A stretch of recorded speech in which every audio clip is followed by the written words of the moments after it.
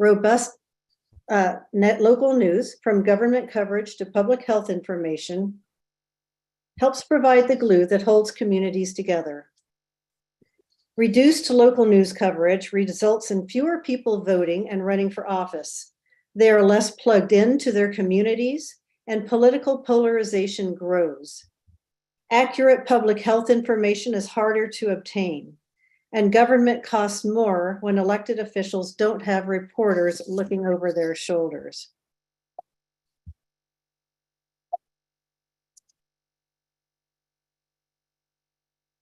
Hold on. Here we go. The situation in Washington mirrors what is happening nationwide. The United States has lost a quarter of our local newspapers since the start of the decline. If a community has no newspaper at all, it is known as a news desert. If this trend continues, we could lose one of every 3 papers by 2025. Yet 70% of people aren't aware of this decline.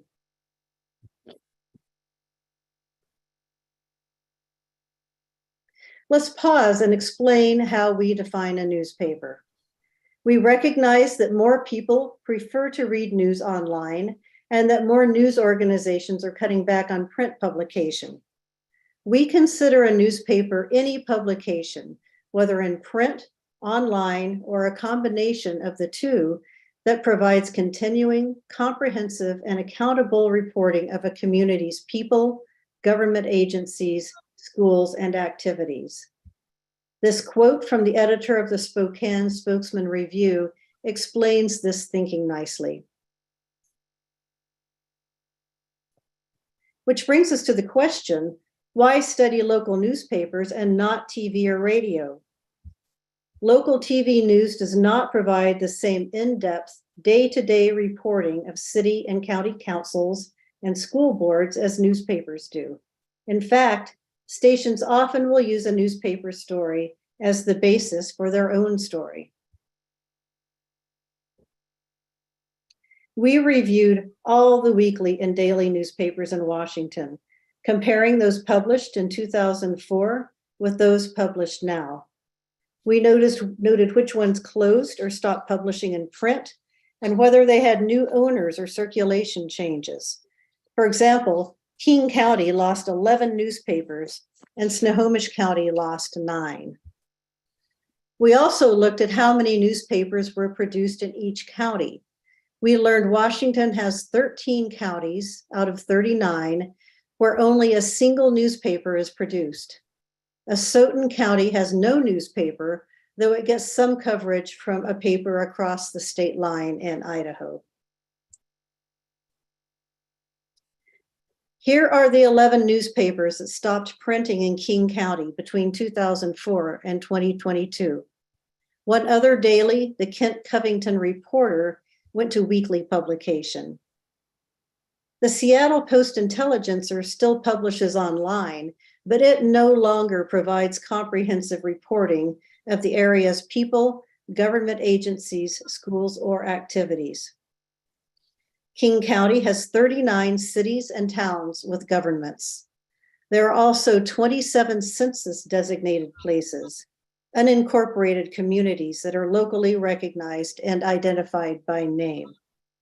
There is now only one daily paper, the Seattle Times, that circulates throughout the county.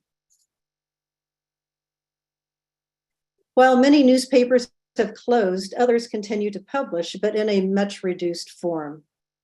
Here's a look at 4 in Washington.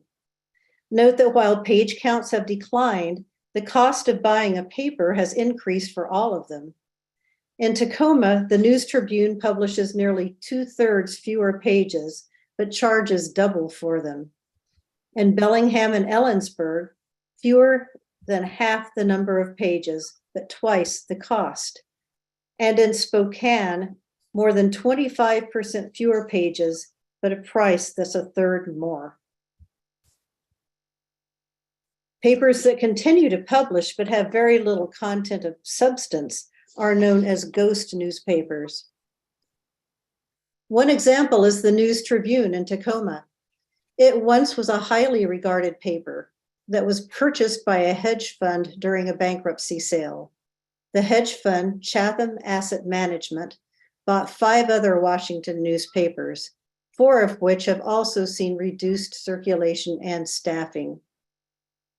The experience in Tacoma gives us a picture of how the decline has resulted in dramatically uneven coverage for communities. Tacoma is the 3rd most populous city in the state, with nearly 250,000 people. Yakima is considerably smaller, with a population of fewer than 100,000, but the newsroom staffs are nearly identical in size. Think about that. How does such a small news staff cover a community that is more than double in size? We were particularly interested in how the decline has affected government coverage. In some states, more reporters are covering the government now, but not Washington, where the news staff has been cut by more than half. Here's a photo of the Capitol Bureau in Olympia 2 decades ago. 16 full and part-time journalists. Today, we have only 5 full-time journalists assigned by established news outlets. This quote from Paul Query, the AP's former state editor, describes the situation. It's not just at the state level that government agencies and officials aren't getting enough coverage. Throughout the state, newspapers don't have the staff to continue covering scores and scores of city councils, county commissions, special districts, and school districts. The Seattle Times and Everett Herald eliminated their outlying news bureaus, which severely curtailed and in some cases eliminated suburban government coverage. Reporting and editing are labor intensive. Despite reports about artificial intelligence that can report and write, not many people anticipated replacing human journalists. So job losses directly equate to less coverage of communities. Compared to the nation as a whole, Washington has experienced larger staffing declines, 67% versus 50%. Not long ago, no one initially filed to run for mayor in Gig Harbor, which lost local news coverage until the nonprofit online paper Gig Harbor Now came on the scene. Likewise, in Bellingham, where the Bellingham Herald has reduced its coverage, incumbents had no opponents in several races a few years ago. So we were not surprised when we read a study that looked at 11 communities in California. It found that mayoral races were closer and had more candidates, and communities where newspapers had more reporters and editors. Washington State University professor Travis Rideout says less information leads people to lose interest in government. There's also a link between local newspaper declines and voter turnout. The Seattle Times looked at the voter turnout in the 2021 general election. In Yakima County, turnout was an abysmal 32%, the second worst among Washington's 39 counties. And in Franklin County, where the Tri-City Herald slashed its newsroom, turnout was just 29%. We did a study of our own, reviewing turnout in February special elections in every county in Washington. We reasoned that turnout in an election for a school or fire bond or levy might measure civic involvement more accurately than the turnout in a heavily publicized election. In all but one of Washington's 39 counties, voter turnout decreased from 2012 to 2020. In some counties, the decrease was significant, nearly 13% in Asotin County and more than 11% in Benton County, for example. No newspaper is published in Asotin County, although the area is served by the Lewiston Tribune. When we looked at the impact of the decline on civic engagement, we found a great resource pretty close to home. Portland State University professor Lee Shaker focused on the closure of the Seattle Post-Intelligencer's print edition in 2009. Using data from the US Census, he defined measures of civic engagement. Shaker said after the 146-year-old post-intelligencer stopped printing, he tracked declines in two areas: in people demonstrating their political and social values by buying or boycotting services or products, and in participation in community groups and organizations. Shaker said a ghost newspaper can be more problematic than no newspaper because seeing a newspaper makes people think they'll be informed about things such as problems with their drinking water. National studies connect the dots between local newspaper declines and greater political partisanship. Washington State University professor Benjamin Shores says that's because national coverage is conflict-driven, while local coverage is more community-driven. If you don't have a local newspaper, there's no place where you can write a civil letter to the editor, so people more often repost memes about national political figures. Local media is a major source of information about disease outbreaks, both for readers and public health officials. Officials rely on newspapers to alert residents to what's happening in their communities and to inform them about how to maintain and improve their well-being. At the same time, public health officials rely on local newspapers to track people's activities and behaviors. In Kittitas County, the public health officer learned about a potentially dangerous situation, an indoor memorial service for an elderly couple in the middle of the COVID pandemic. When Dr. Mark Larson read about the upcoming event, he was able to contact organizers and recommend preventive actions to keep people safer. All of the public health officials we talked with warned about the dangers of people relying on social media for their health information. When newspapers close, it costs more to run local government. Without reporters watching local officials, government tends to expand with more employees and higher wages, increased county deficits, and higher tax revenues. That results in higher borrowing costs for cities and counties. Building a hospital or school can cost as much as 11% more after a newspaper closure. That extra cost can mean hundreds of thousands of dollars of additional interest at taxpayer expense. State Treasurer Mike Pilichotti believes journalists' role as public watchdogs is paramount. Attorney General Bob Ferguson is concerned about how the local news decline affects government accountability and oversight. He read a news story about Motel 6 in Arizona sharing guest information with federal immigration officers and wondered if the same thing was happening in Washington. He launched a civil rights and consumer protection investigation that led to a $12 million settlement. Ferguson has led an effort among other state attorneys general to support federal legislation for tax credits for local news. There are many causes for the decline. Newspaper advertising revenue has fallen dramatically as advertisers have discovered how much less expensive online advertising can be. Once, 80% of the Spokesman Review's revenue came from advertising. Today, the paper receives only 35% of its revenue from advertising. And subscriptions, which have also declined, don't bring in enough to cover the costs.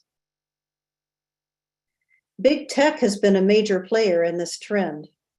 In a Commerce Committee report, US Senator Maria Cantwell accused large platforms that post links to local news stories, such as Google and Facebook, of being unfair and deceptive and engaging in abusive practices.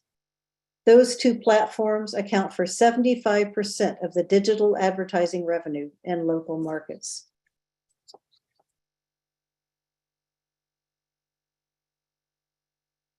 In the wake of the decline, people's reliance on social media as a news source has skyrocketed.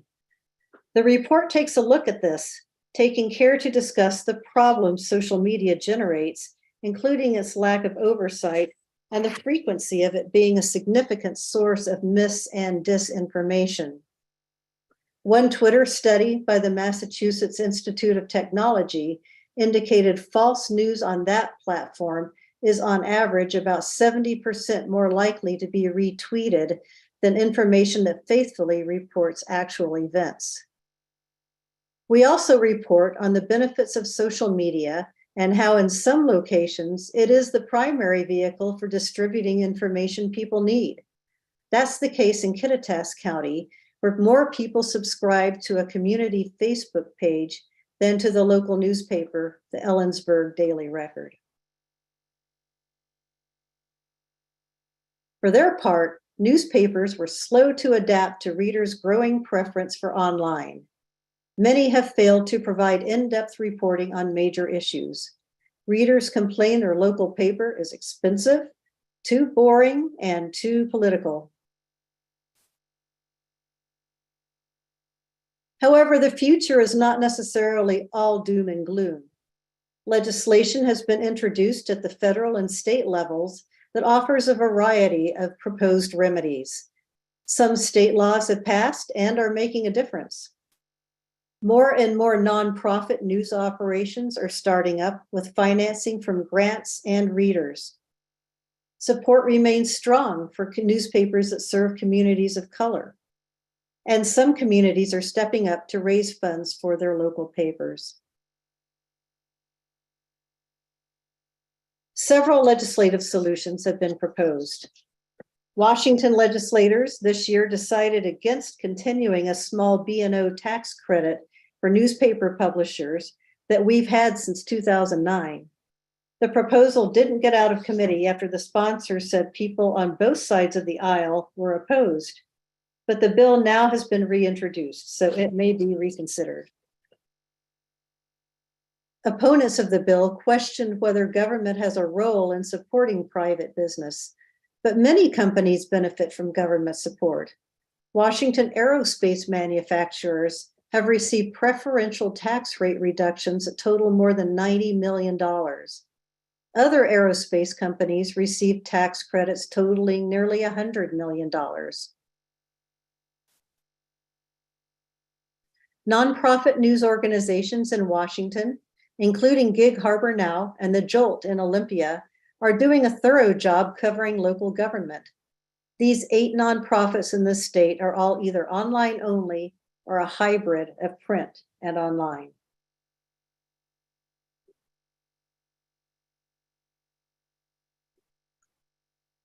Loyal readers have helped keep afloat newspapers that serve communities of color in Washington. And an increasing number of papers are turning to their communities for tax-deductible support. For example, the Columbian in Southwest Washington has raised more than $1 million to hire 3 full-time reporters. The Seattle Times has paid for 27 positions in its 120-person newsroom through community giving. Not all these efforts have been as successful. In Tacoma, only 88 donors contributed to a fundraising campaign that fell flat. So the question remains, are these few bright spots sustainable? In fact, there are serious doubts as to whether these strategies will sustain the increasingly fragile local news business.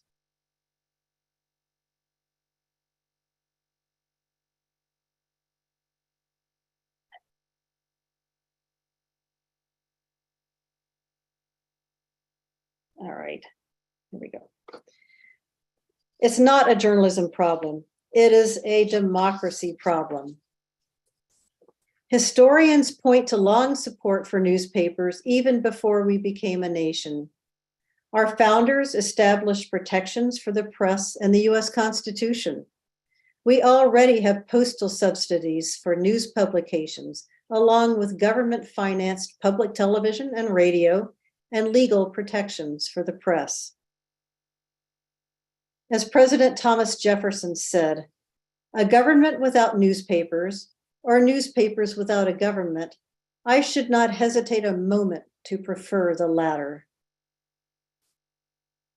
For this work, we conducted more than 50 interviews and consulted more than 500 reports, articles, and studies. We prepared it in a different way from many league studies. We used an approach known as long-form journalism, making it read more like a lengthy magazine article. We believe this more conversational style and structure makes for a more enjoyable and informative read. We also created distinct sections, the main narrative, and another section we titled A Deeper Dive, where we feature more comprehensive stories about single topics. We also have a Cliff Notes style outline that we believe members will find useful when they meet to discuss the report. We appreciate your time, and we'd be pleased to answer your questions. Thank you very much, Sally. I do want to jump in here, and because I realized another of our committee members has joined this session, and she is Lynn Whitley, and I want to just briefly do a little introduction of Lynn. She earned her a Bachelor's of Arts in Journalism at the University of North Carolina at Chapel Hill, and Lynn worked for 10 years covering local news in North Carolina and Alaska before moving to corporate public relations and advertising in the healthcare industry, and later in commercial banking for 35 years. Thank you for being here with us as well. And as I mentioned, everybody on this committee worked to make it a better report, and we are very proud of it. Carol, you did a little more work this afternoon, because we've tried to kind of customize each of our presentations at least a little bit to the leagues that we're presenting to. Did you have some more information you wanted to share about your research related to closures or changes at King County newspapers? Well, in King County newspapers, that was the most newspapers for any county, and therefore had the greatest losses. But we thought you might be interested to know where we got our data for the newspaper charts that we made, that Excel chart. The first place, of course, was Penny Abernathy's News Desert study. That was our original list, and that was what we started with. And that was Deanne that made that first chart. And then I went after the Washington State data to find all of the counties and how many towns and cities were in each county. And so we had multiple references for that. We used the Washington State Data Book. We used the Washington State Library newspaper collection. We used the Library of Congress Chronicling America newspaper collection, newspapers.com newspaper collection. We got a lot of information on sidelines that explained our data from the U.S. Census Bureau. We also used Wikipedia, looking up cities and towns to find definitions for them and discover what news sources they had. And there's another interesting website called Mondo Times, which is a worldwide media locator and had reams of information on newspapers. And we also got a lot of information from the Institute for Nonprofit News.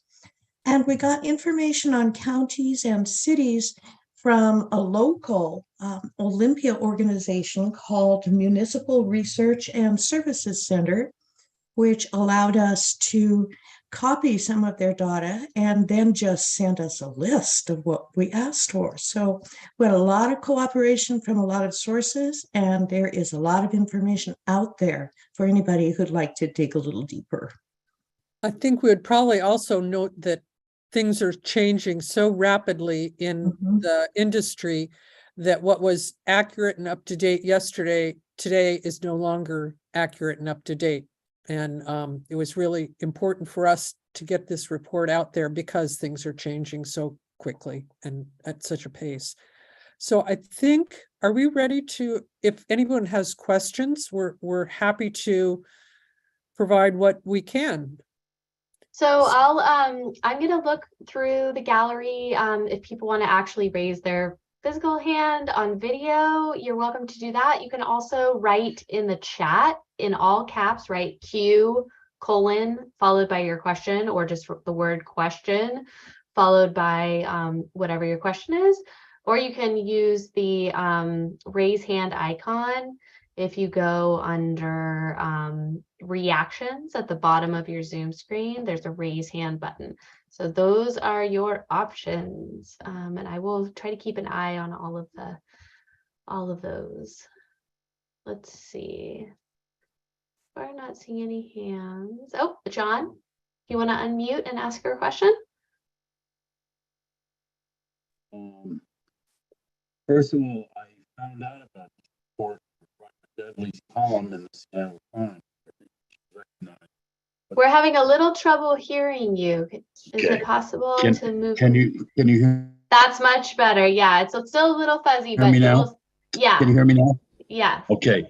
I just want to note that I learned about this report on the Briar Dudley's column in the Seattle Times. So I think we should note what the Times is doing with Briar Dudley's column to give information about media. And he also has a website that he has once a week. So my question is, can we contact you people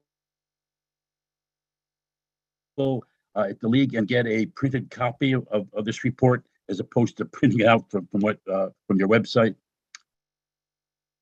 Okay, question about accessing this fabulous report. Deanne, you want to field that? You are muted, Deanne. Frankly, I'm not a person who knows an answer to that. Mary Coltrane, maybe you are in a position to know, or Dolores, do you know? Yeah, the answer is yes, you can get a printed out copy. We have budget for that, so call the State League office and ask for a printed out copy. It's pretty long, so there are going to be a lot of printed out copies, but we do want to make it available to people who might not otherwise be able to take advantage. Okay, and if anybody on the study team has the capability of putting that phone number for the State League office in chat, that would be fabulous. Or anybody else who is listening and able to find that.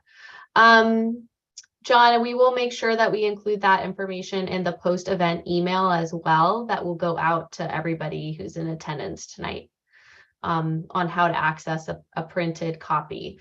Okay, I see lots of questions coming through the chat. Tony Okada is asking, is the league doing anything to encourage Congress to pass the legislation that has been proposed? I think I can field that question because we are, this is a state league study. Our authority stops at the state line, basically. Although we've been told that, federal, the U.S. League may have interest in this. But right now, I think we are just looking at developing enough support for consensus to consider developing a policy for the state league to adopt. But yeah, those are the two that are getting, those two federal bills are getting a lot of attention. The Local Journalism Sustainability Act and the Safe Harbor Act, which the name, I can't remember the full name. I'm sure that Joanne has that handy. What's the other? The Safe Harbor is called the Journalism Competition and Preservation Act, which is being looked at really closely right now by Amy Klobuchar as chair of the Judiciary Committee. It's being sort of brought up. It is on the agenda during the lame duck session. So that's something that has been very encouraging for the legislation. That's the bill that protects, that offers local and national journalism operations the opportunity to get Google and Facebook to pay them for the content. Thank you. And we will post links to that federal legislation in the post-event email as well. Carol, I see your hand, but I'm gonna field Janice's question first and then get down to, I'll call on you to ask your question orally once I get to it in the chat. So Janice Camp asks, could you speak to the new not-for-profit investigative journalism groups such as Investigate West and their contributions to the press and information for the public? Deanne, you just went on mute. Sally's probably the point person on that. I know she did a lot of those interviews with the nonprofits. I can take that one, and let me just share that slide again. These are the ones that are in Washington State as of right now. Some of them are very locally focused, and some are more statewide focused, such as Investigate West and Crosscut in particular. Crosscut has a relationship with the local public television, so they get some funding from them. They do share their content with anybody who wants it. I see a lot of their stories in the Columbian locally, and the same with Investigate West. They're more investigative reporting. They dip down into Oregon, but they're primarily focused on Washington State, in my opinion. But these others, a lot of them are very locally focused. We talked about Gig Harbor Now. The Key Peninsula News prints monthly, but they update their website more often. The Salish Current, the Jolt covers Olympia, Lacey, and Tumwater. These others, Yes Media and Grist, are issue focused. Grist focuses on environmental issues, social justice, and so on. And Yes Media is kind of the same thing. So I wouldn't really include them so much in our study. But talking to the editors and publishers of most of these publications, they're having trouble keeping afloat. They get some money locally, they get some grants. The Institute for Nonprofit News is a huge funder of a lot of these nonprofit news sites around the country. They have a matching program. So if a local nonprofit site can raise a certain amount of money, the INN will match it. But the editor at the Jolt told me he'd be lucky to stay in business for a couple more months, and it's just always kind of this hand-to-mouth existence. So they're doing okay for now, but it's tough. It's tough. Yeah, I think the long-term sustainability is a question for almost every publication. Down here Sally and I are both in Southwest Washington, and the Columbian has raised $1 million, but that's going to run out in time. So it's long-term sustainability is the question. And does the league have a role in playing any part in seeking support? Okay, all right. Thank you for that question, Janice. I think we are on to Dan's question, and we have Kim Albert here, who's going to be stepping into our program chair position shortly. So I wanted to give her a chance to ask some of these questions on behalf of our attendees. Kim, are you able to come off mute? Hang on one sec. All right. Yes. All right, you're good. Okay, do you have Dan's question up? Yes, I do. Thank you. Awesome. Thanks for being game to try this. You bet. How many of the existing newspapers are controlled by a small number of corporations or other entities? I'm not sure who can take that one. Yeah, I'm going to try. I think, do we count 5? Only 5 are family-owned newspapers still in the state. Am I accurate? Am I correct with that, Carol? The Columbian down here in Southwest Washington, the Seattle Times, which also owns the Yakima paper, the Spokane Spokesman Review, and what's the other one? Help me. And There's Yep. there's the small family-owned newspaper down in Benton County, and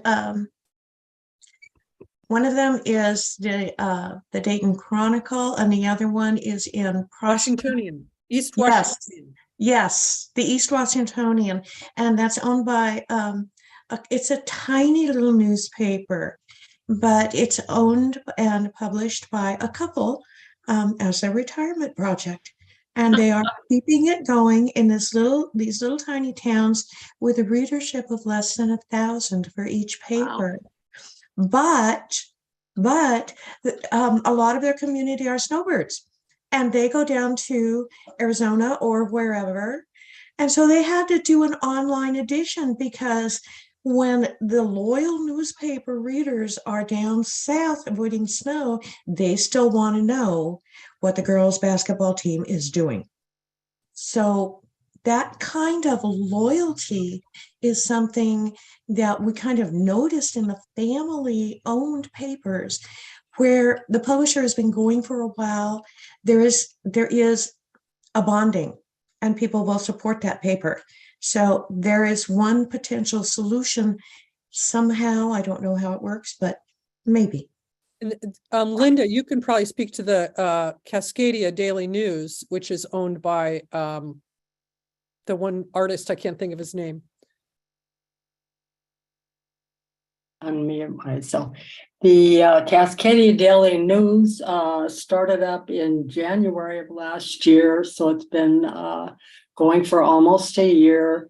There was a large amount of money by David Syrie, who is a wealthy business owner here in Bellingham, and Ron Judd is the editor and publisher of the newspaper, and they are they publish weekly a print paper and daily and online paper, and are now requiring subscription for the daily paper. But it's distributed throughout Whatcom and Skagit counties and the island counties as well.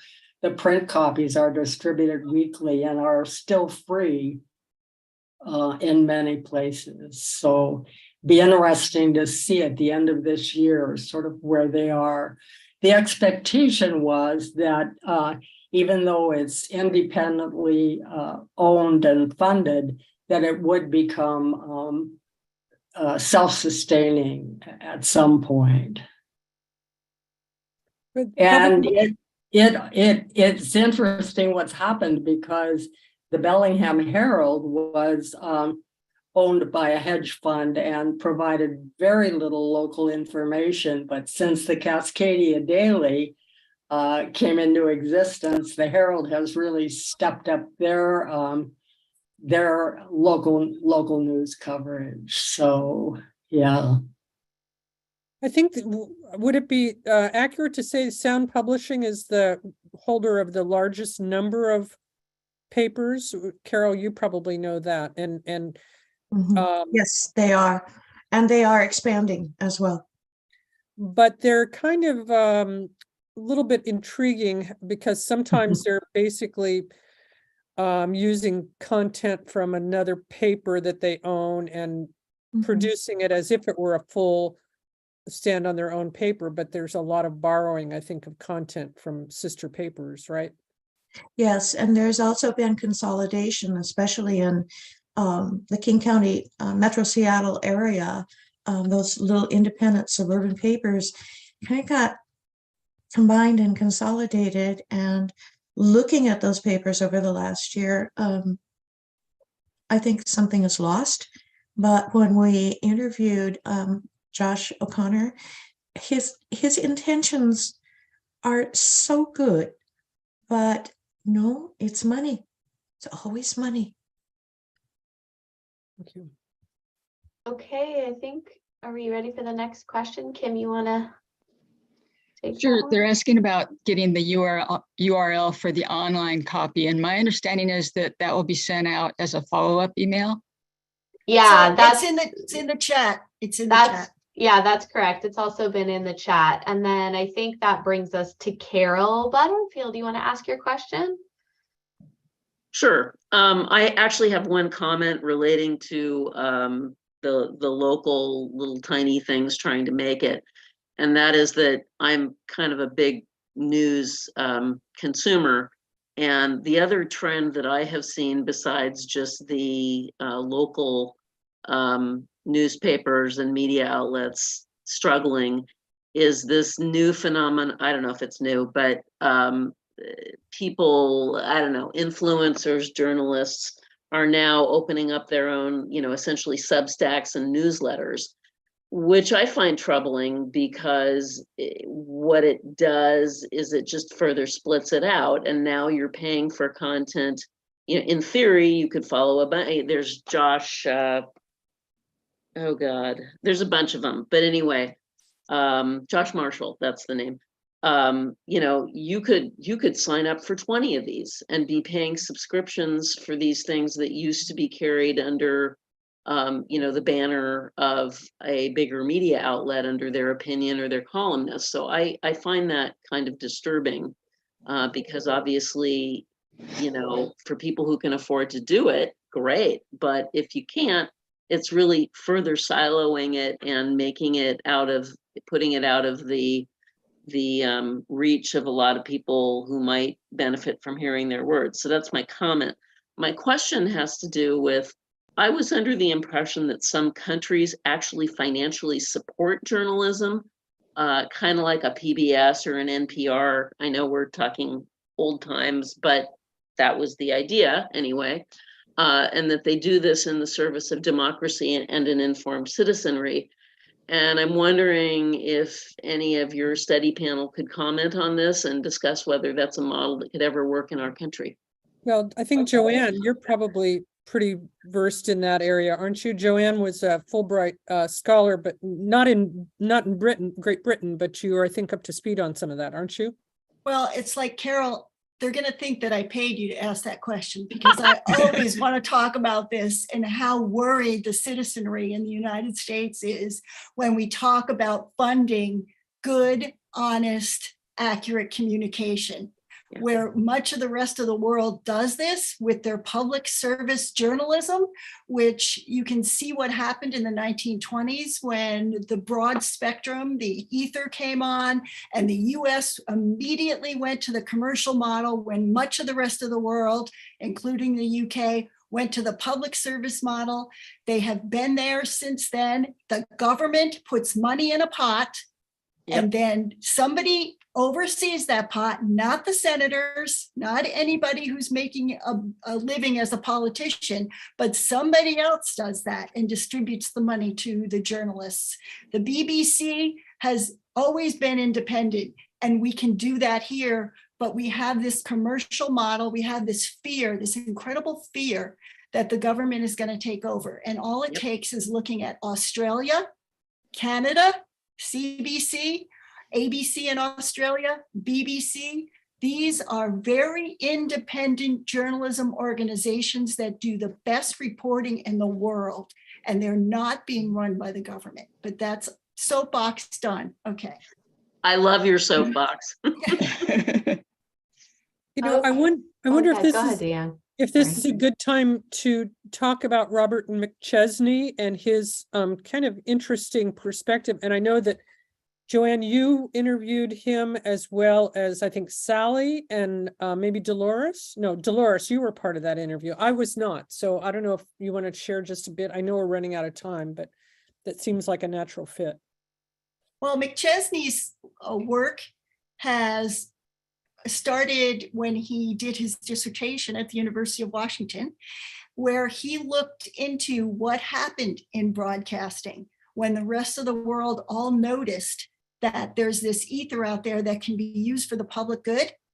And The US decided to go with a commercial model, the rest of the world, just exactly what I talked about. But he now thinks that the US, it's incumbent upon the US to put a whole bunch of money in a pot and make sure that there is good, reliable, and honest journalism. And he is wholly in favor of this, has a whole model, decided how he's going to do this, has been lobbying Congress for years and years that this is something, he's excited about some of the laws that are being introduced, but he doesn't think it goes far enough. Is that pretty good, Dolores? Yes. Is that sort of? I think it's interesting though, and we probably should share about closer to home here in the state, what happened early this year when the measure to extend the business B&O tax preference happened. When Joanne, you're up to speed on that one as well, and the response by just the committee members. The measure never got out of committee. Fortunately, I don't know if it's Pellicciati or was it Ferguson who's calling for that to be reintroduced. But Ferguson. Ferguson, okay. Mhm. Yeah, the comment from one of the senators was that, basically if newspapers are having trouble with their business models, well, maybe they shouldn't be in the business of news, in business, right? But they better get their acts together as business people. But do you want to have anything else to say about it? It was pretty discouraging just listening to the conversation. It was very short. They didn't spend a great deal of time. It was the very first time that the committee talked about it. And it was the commercial, I can't remember the name of the committee, but they look at industry Commerce, yeah. in the country, in the state. And so apparently this B&O tax has been on the books since 2013.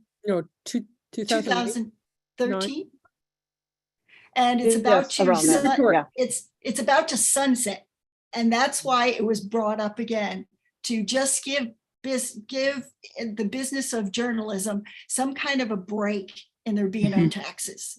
And it's not a big break, but it's something. And it's about to sunset, and it looks like it may sunset. But how little they talked about it, how little they knew about the business of journalism. Fortunately, Thompson, what's his name?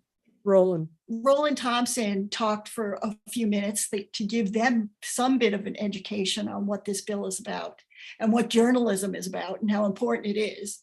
But they were laughing. There was a huge laugh from the person who introduced the bill. And we talk about this in the presentation, that nobody wants this. I don't know why I'm even introducing this bill, because nobody wants this. Well, and Dolores has a good observation. Yeah, I do. I go nuts about it, because the significance of it is, if they can't even get a tax break in a state like Washington, what does that tell you about how the legislators feel about being overseen by reporters? They don't want it. It should have been a no-brainer. And that just emphasizes, I did a lot of the finance stuff, and that's why I'm so adamant about this particular point, is that public agencies that deal with money have to be watched. And if the newspapers go down, who else is going to do the watching?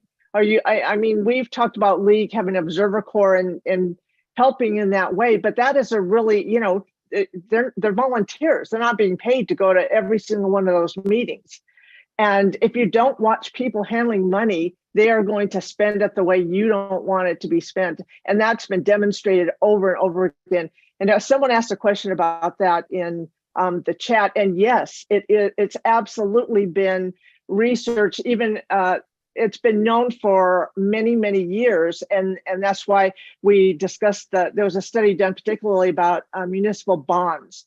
So it's known by the bonding agencies. If there's no newspaper, they raise the interest rate, because they just figure that there's going to be more money spent by government on employees, higher taxes, just all kinds of things. And so they will automatically, if there's no newspapers, raise the percentage rate. And, besides all the other funding business that can go on with, and I support government in general, I do, but they need to be watched. And that also includes, they've recently done a study about corporations and the amount of shenanigans that if they're not being watched and reported on, they will continue to, that they're getting caught at. Anyway, that's my rant. Yay. So I think that brings us to Duffy Clark's question. She writes in the chat, I'm wondering if the study committee reached out to the Seattle Times to see if they have archive info about the loss of independent journalism, both in Washington state and across the US. I'm a huge supporter of the Times and give my financial support to its independent journalism department. Dolores, do you want to take that? What is the question? I mean, Sure. She's asking if if your committee reached out to the Times to see if they have any archive information about the loss of independent, about this dynamic of, you know, the decline of local independent news in Washington state and across the US. So does the Times have any archive info on this topic? I don't know about archive, but that is the purpose of Briar Dudley and his free press newsletter. He is specifically there to report about this issue. And yes, he was actually one of the technical reviewers to make sure we were doing all the right things in our reporting. And we interviewed Mike. I'm not sure if that answers your question. And we interviewed Mike Fancher, who was a previous editor, and then Frank Letham, currently president. What is his title now? Editor? I forget. So yes, we did have interactions with the Seattle Times, but I don't think we asked specifically about their archiving of that kind of information. You know, I know that their archives is accessible through, it's either free or a pretty affordable subscription. And then you can search by keyword, because I've searched their archives for League of Women Voters. So yeah, I mean, you could probably pull up articles if you just searched for, you know, independent journalism or some other key phrase like that. Okay, so let's see. Polly and Bob ask, you mentioned the relationship between higher government expenditures to local reporting. How do you know that this is true causation? And Polly and Bob, I don't know if you want to come off mute. You're talking about, remind us what statement you're following up on. I think I think you answered that question. Okay. So yeah, you had mentioned a couple of people had responded to that. Okay, great. Appreciated that very much. Okay, great. We're weaving all these themes together. Okay, so let's see. Donald asks, he says, I support taxpayer funding of journalism just like we pay taxes for the police, but how can they fairly decide which journalistic outfits get money? And then he asked Breitbart. So does anyone want to field that? What kind of criteria would shape that sort of funding process? I know Dolores has spoken about that a few times. I mean, the fact is laws are not, administered equally, and there's some stinky stuff that happens sometimes. But Dolores, do you want to talk more about that? Well, just that, how it's done. There are a lot of different suggestions in the legislation of how to do it, but our thing, or the main purpose of this study, is so that we can get the league to take a position, and so then we'll be able to advocate. But exactly how it's done, that would have to be all worked out. And there are studies, like there was a study done by USC about the different ways it could be done, where it could be indirectly. You wouldn't necessarily just go handing a bunch of checks to each outlet, but there would be a certain amount depending on the criteria for, we are of course in favor of local news. That's what's important to us, is that all of these different impacts that we are talking about is specifically because of loss of local news, not necessarily national news or TV and radio that doesn't report on local news. So the details would be worked out in each piece of legislation, and then whatever the league is willing to support, that, that would advocacy team. Yeah, I'm sorry. Does somebody else from the committee want to respond to that? Yeah, Joanne. An example of details that have to be worked out. Several years ago, Washington State adopted a SHIELD law and passed the law in the state legislature. And what they spent the most time deciding about was how to define a journalist.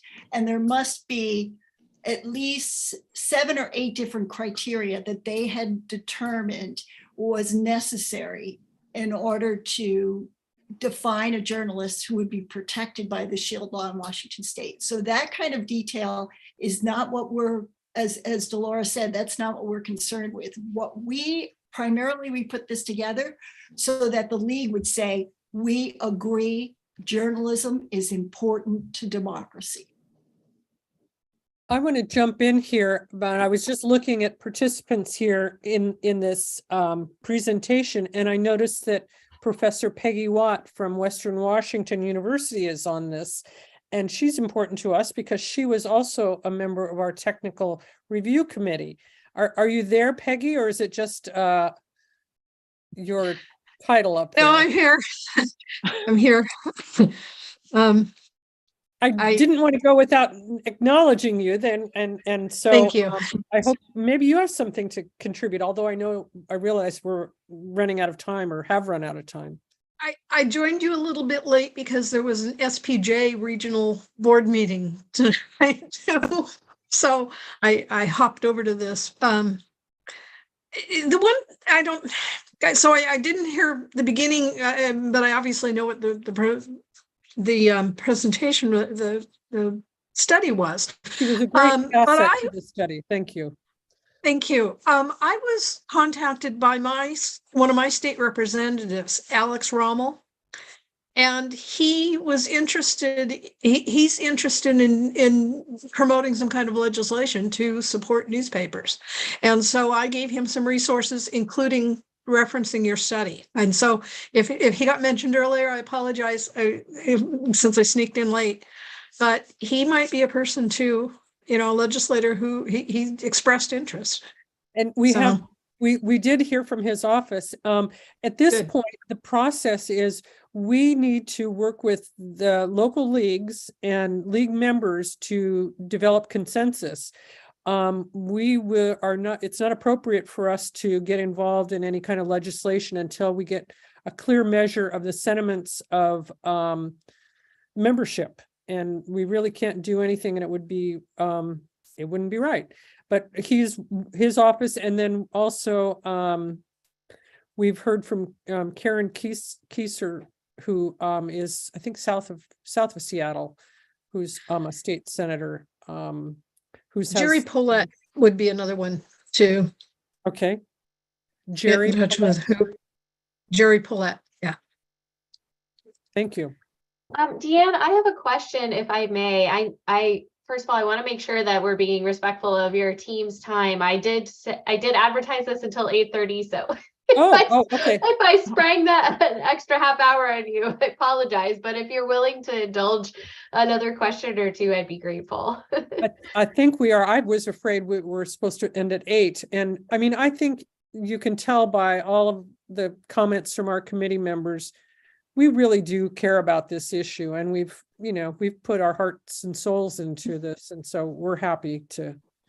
Awesome. Okay, cool. Well, then I will take the liberty of firing away here. So my question is sort of from the perspective of a younger person, although I'm in this sort of awkward limbo of not really being fully like on TikTok and some of those platforms, but also, not ever subscribing to a printed copy of a newspaper. I've always been an online subscriber. So I guess I'm describing myself as a millennial. So I guess my question is, did you talk to younger generations about what kind of news they're consuming or support they feel they need in order to get access to reliable, independent news? And then my second part of my question, well, why don't I just pause there and and then I can ask my second question. I'm thinking when I try to come up with a response to that, I'm thinking of two individuals in particular who are on the younger spectrum. Rob Curley, who is the executive editor of the Spokesman Review, who is just a really impressive guy and very inspirational, as well as Will Campbell down here in the Columbian. And certainly Will Campbell's comment to us was that, you know, he envisions a day where newspapers are printing one day a week and everything else is online. And that's going to be a lot more accessible and preferable to younger generations. I can't speak, and I don't know how much our study really didn't look at things like TikTok. We looked at social media to an extent, but we didn't deal with TikTok. And then who was it? Ben Shores was talking about really how inconvenient and really how inefficient the print model is, right? I mean, it's very labor intensive, it's time consuming, you miss a lot of opportunities by relying on the paper. But then there are plenty of people who prefer that tactical experience. I don't know if anybody else has something to add to that from our committee. Well, I'd like to ask Heather a question in return. Hi, Heather. People who are millennials, people who are Gen Z, obviously you are younger than those of us on the committee. So would you expect to get journalism-driven news on social media? Would you expect it? Yes, I would, because I feel like I have developed the tools to discern you know, credible journalism from less reputable sources.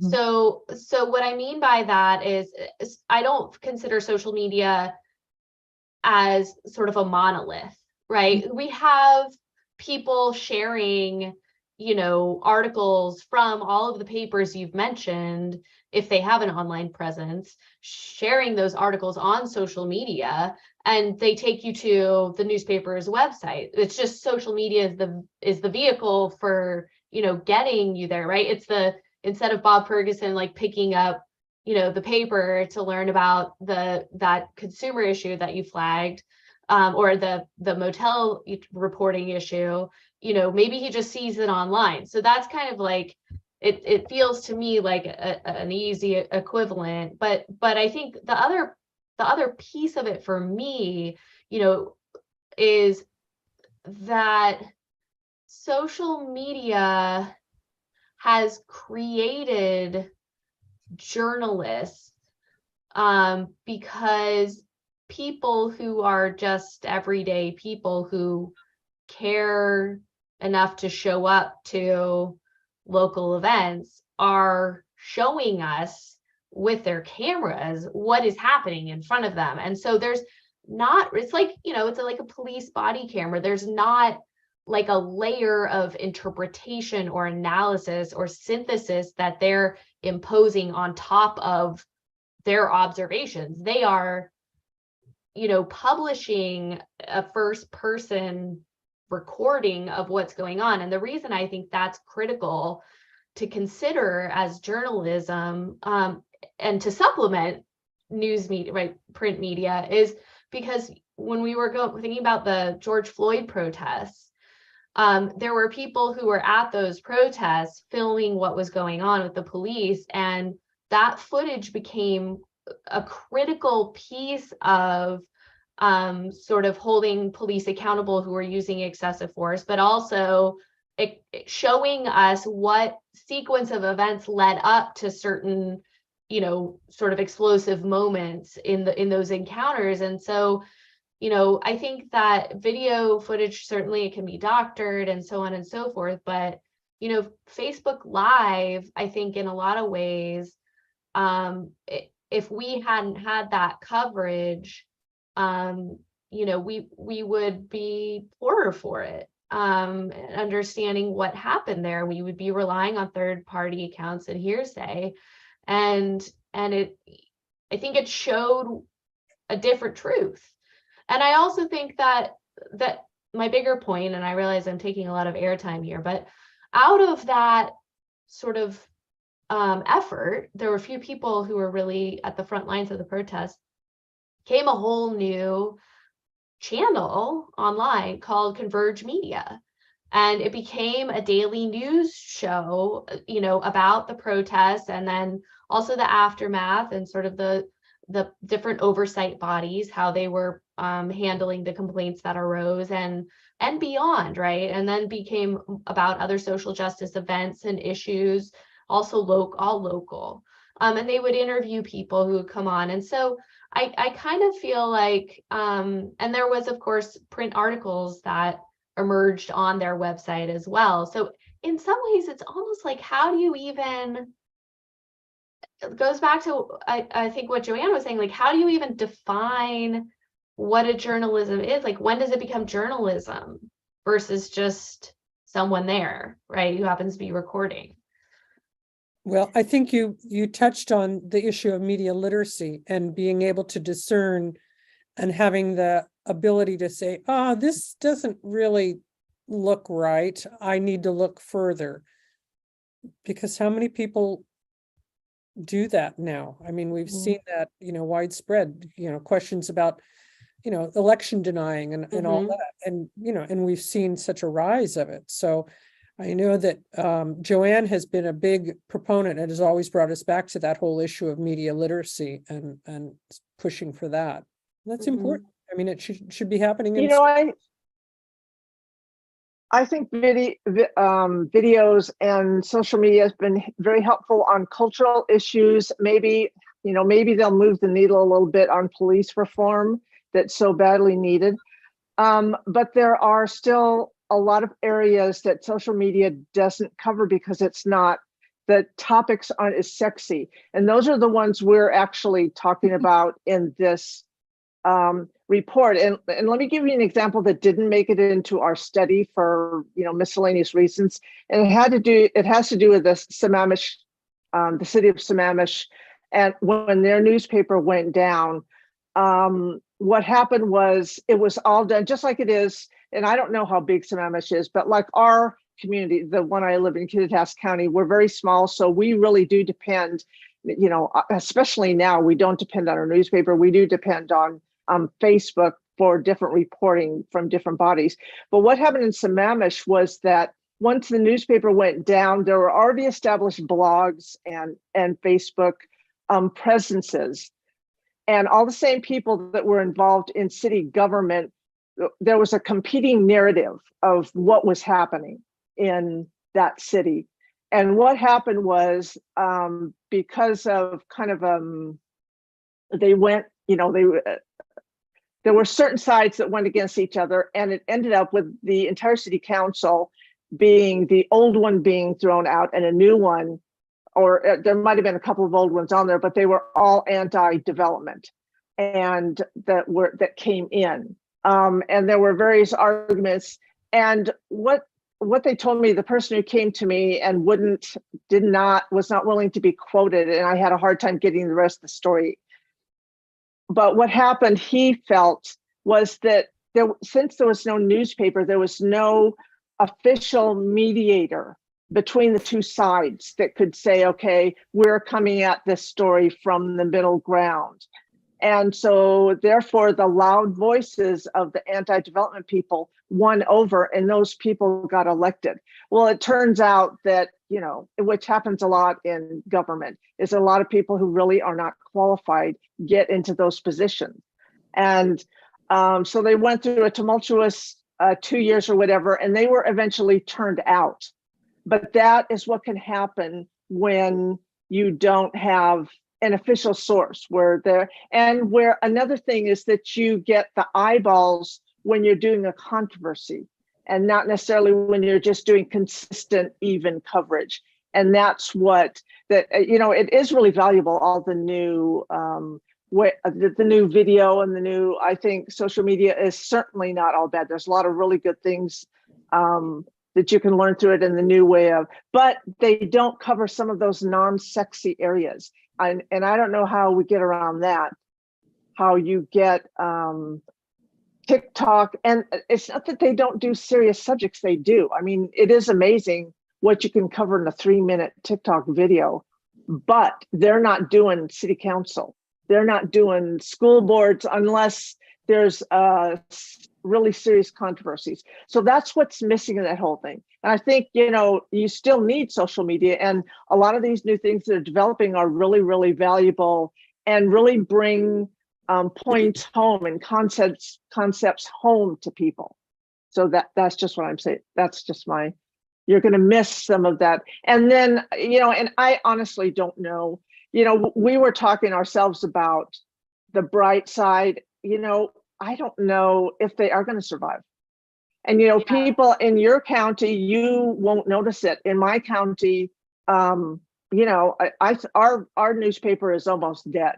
It's still there. They still do like the one local story that's on the front page every day, but they're not covering government at all, unless, you know, they do it after the fact.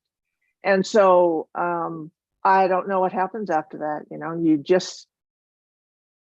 it's discouraging. Well, and I Get think what you deserve is what happens. Well, I wanted to talk a little bit about the media literacy that Diane brought up, Deanne brought up. The whole idea behind media literacy is to connect the idea of journalism and information and teach young people the value of journalism and what it stands for and how it works, and deconstructing it and realizing that they aren't there to just broadcast one side or the other, that they are there to curate and figure out what side of the conflict people need to know about. It's, I mean, media literacy is more than just knowing what TV station is owned by who, but it's also how does media connect to civic engagement?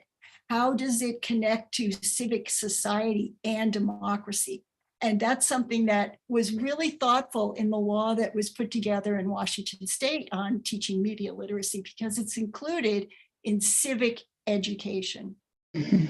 Yeah, I really hear that. I think I just want to, like, I guess, encourage, you know, as we continue to talk about this across the state, like the idea that, you know, how do we bring the quality of news media that you're advocating for, that I agree is like so important, and, you know, really can't be replicated fully on social media. How do we bring that and adapt it to the platforms where young people are, because they're not going away? And we need to, in addition to like make people, you know, consume media more intelligently, we also need to find those consumers where they are. And I just worry that, you know, in the sort of conversation about print media, there may be a missed opportunity to really connect more deeply with young people on some of these platforms. And one example I'll give is Jen Wagner, who's the one of the league members in San Francisco. She did something that I thought was so innovative with their Observer Corps, which is she began attending some of the they have like a police council or public safety council down there, and she began live tweeting from their meetings, and those tweets got retweeted, right, by people who use Twitter, me and younger people, and it was, you know, it brought those people into the league and the issues, because it was just using their language and using their platforms. And I thought, wow, that's a really cool way of taking something. It doesn't have to be, you know, could be a tax meeting or a redistricting meeting, and making it more accessible to a wider audience. I mean, I think the venue is not the issue for many of us. I think it's the issue of whether it's acting independently or not. Right, which is certainly totally. one of the principles of the Society of Professional Journalists. Peggy Watt, where are you? Right? It's one of the 4 core principles. Right. Act independently. And that's the question that's the thing we have to really expect and demand of our media producers, right? News producers. We need to say, wait a minute, are you acting independently or are you promoting one perspective, one point of view? And that's Sure. where the rubber meets the road, I think. Right, Peggy? Sure. And Well, as there's a- consumers, we need to demand it. That's where it comes from. When the consumers start demanding it, it's going to happen.